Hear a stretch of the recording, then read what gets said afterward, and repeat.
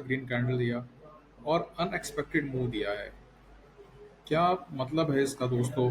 क्या निफ्टी अब वापस एक अच्छा सा वर्ड लेके ऊपर जाने के लिए तैयार है, या फिर निफ्टी यहीं पर साइडवेज मूवमेंट करके ट्रेडर्स को इसी तरह से परेशान करता रहेगा?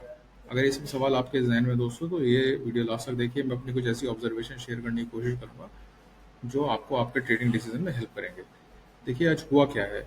आज निफ्टी ने बहुत अच्छी वॉल्यूम के साथ बहुत ज़बरदस्त प्राइस एक्शन दिया, मगर कहीं ना कहीं जाकर अपने मूविंग एवरेजेस को रिस्पेक्ट भी किया और वहां पर जाकर रुका, अटका और फिर वापस भी आ गया। बहुत ही अनएक्सपेक्टेड मूव था आज, स्पेशली जब ट्रंप की इस तरह की न्यूज़ आई थी इंडिया पर टैरिफ और पेनल्टी पेनल्टी लगाने के लिए। तो गैप डाउन हुआ, बट वो उसको रिकवर भी करा। शायद ये एक्सपायरी डे मूव ही था। ये कहना मुश्किल है दोस्तों कि सेंटीमेंट्स चेंज हुए हैं या नहीं हुए हैं, या ये सिर्फ एक्सपायरी डे मूव था। बहुत ही मुश्किल है सब चीज़ें कहना। मगर ये जो डेटा और ट्रेंड हमें बताता है, उसके हिसाब से मैं अपना आज का एनालिसिस आपको बताता हूँ। देखिए, ट्रेंड एनालिसिस करने के बाद मुझे लगता है कि निफ्टी कल के दिन में एटलीस्ट एक नेगेटिव मूवमेंट ही रखे, नेगेटिव सेंटीमेंट के साथ ट्रेड करेगा। मूवमेंट की बात नहीं कर रहा हूँ, मैं सेंटीमेंट की बात कर रहा हूँ। एक नेगेटिव सेंटीमेंट के साथ काम करेगा।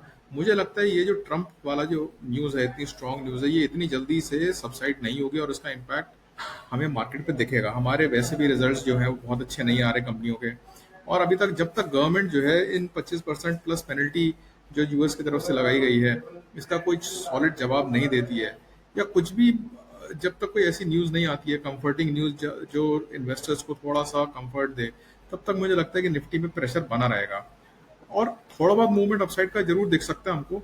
बट दोस्तों, मुझे लगता नहीं है कि कोई बहुत ड्रास्टिक मूवमेंट अपसाइड का लगेगा।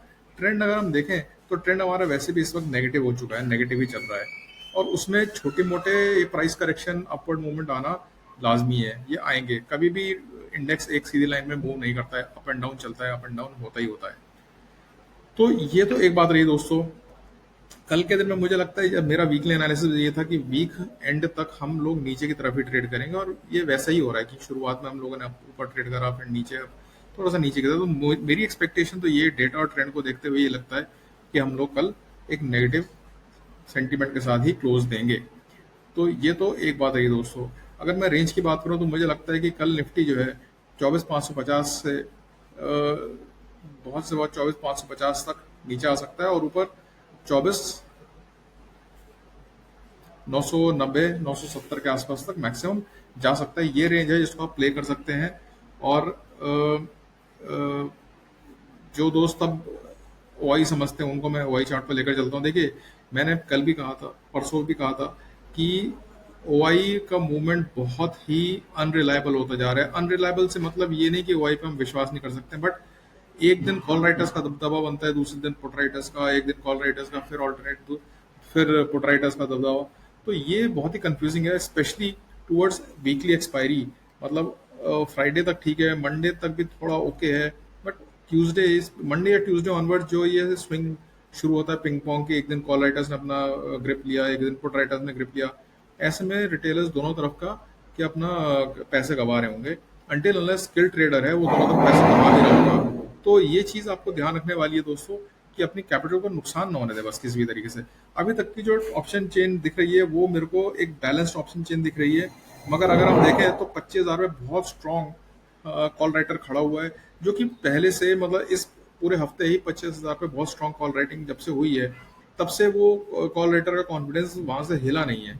और बीच में छोटा मोटा शॉर्ट कवरिंग मूव भी दिखे हमको, बट तभी भी 25,000 का कॉल राइटर जो है वो इंटैक्ट है। तो कहीं ना कहीं ये मान सकते हैं 25,000 एक साइकोलॉजिकल सपोर्ट वैसे भी है, और वैसे भी हमको दिख रहा है कि चार्ट पे भी हमने देखा कि जो हमारा ब्लू लाइन का मिडिल ऑफ द चैनल है वो भी कहीं ना कहीं 25,000 के आसपास, 24,990 के आसपास आ रहे हैं, 25,000 के आसपास आ रहे हैं। इसको क्रॉस करना इतना आसान नहीं रहेगा। बट अब अगर ऑप्शन चेन की बात करें तो इस तरह से ही दिखता है। देखिए, हाँ, कल के दिन के लिए अगर मैं बोलूं तो बेस हमारा स्ट्रांग है, नीचे की तरफ हमारा जो सपोर्ट है वो कहीं ना कहीं हमारा स्ट्रांग बना हुआ है। हमारा चैनल का एच बी आ रहा है। देखिए, ये एच बी हमको दिख रहा है 24,550 के आसपास, और 24,600 पर भी हमारा एक कैलकुलेटेड लेवल है, वो भी आ रहा है। बट अब ये ऑप्शन जिनकी अगर मैं बात करता हूँ दोस्तों, तो ये चीज़ आप देखिए कि 24,800, 24,700, 24,600, 24,500, सब पर, सब जगह पर बहुत अच्छी put writing fresh put writing आज हुई है, यानी कहीं ना कहीं नीचे से पुट राइटर सपोर्ट देता आ रहा है।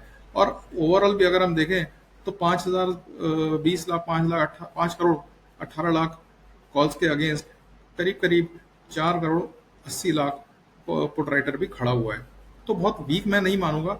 हाँ, जो बिल्कुल सेफ खेलना चाहते हैं वो 24,000 पर, और ये एक नई चीज जो निकल कर आई है 23,500 का पर भी हमारी पुट राइटिंग हुई है। अब वैसे देखा जाए तो उसके अगेंस्ट में 26,000 पे भी कॉल राइटिंग है, बट उन दोनों स्ट्राइक्स को हम इग्नोर कर सकते हैं अभी के लिए। और मेरे ख्याल से 25,000 से लेकर और 24,500 के बीच की आप रेंज प्ले कर सकते हैं। पूरा हफ्ता हमारे सामने खड़ा हुआ है, आज ही एक्सपायर हुई है फ्रेश।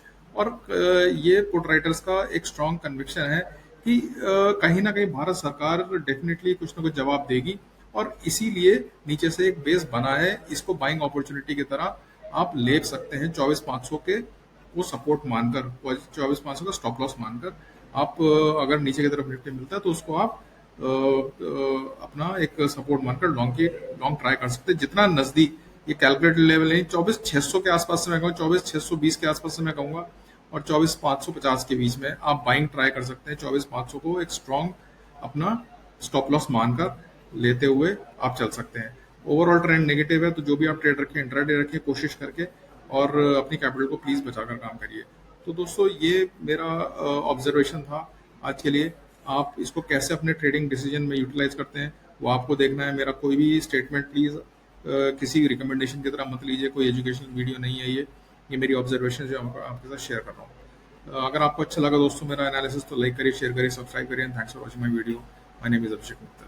अगर आप नई पोजीशन बनाने से पहले या फिर अपने पोर्टफोलियो में फंसे हुए स्टॉक्स का मुझसे इसी तरह का एनालिसिस कराना चाहते हैं और सीखना भी चाहते हैं तो मुझे आज ही व्हाट्सएप करिए 7045021969 पर।